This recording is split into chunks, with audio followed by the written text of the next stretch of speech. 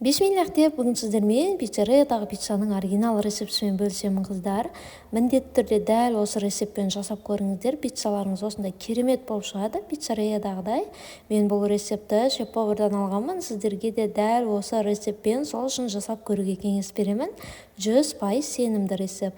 Алдымен еленген ұнның үстінен дрожж, тоз, қант, сұйық май, жылы сүт, жылы су барлығын құйып аламыз қыздар.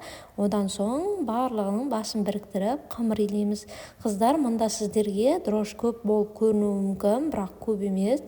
Дәл осы рецептпен жасап көріңіздер, күшті болып шығады. Міне осындай шамалы қаттылау қамыр болады. Бетін жауып көтерілуге қоямыз.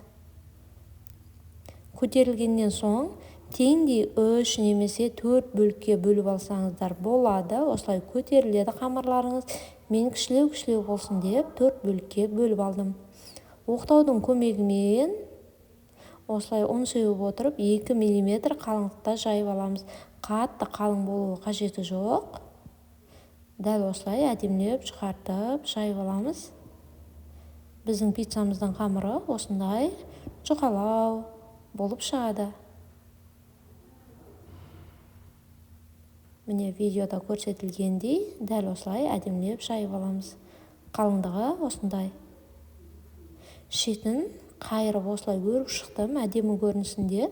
Сіздер қайырмасаңыздар да болады. Қайырсаңыздар дәл осылай басып отырып өріп шығамыз видеода көрсетілгендей.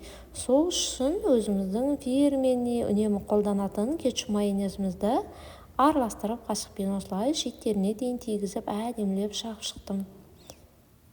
Ал енді үкіштен өткізілген сырымызды осылай сеуіп шығамыз. Сырдан сіздерге сапалы, қымбаттау сыр қолдануға кеңес беремін. Себебі созылғанда да пиццаларыңыз әдемі шығу үшін. Егер пиццаңыздың пиццериядағыдай керемет болып шыққанын қаласаңыздар, міндетті түрде колбасаны өте жұқа етіп кесіп қойып шығыңыздар. Себебі пиццерияға барсаңыздар, колбасалар өте жұқа, биттің қабығындай ғана болып тұрады ғой. Сондықтан жұқалап кесуге, турауға, қоюға кеңес беремін. Дәл осылай алдымен сырды сеуіп, үстінен колбасасын қоямыз. Салмасына кез келген затты қолдануларыңызға болады қыздар. Мен бір пиццамды пицца пепперони, екіншісін маргарита етіп осылай жасап шықтым. Міне қыздар, менің пиццам дайын.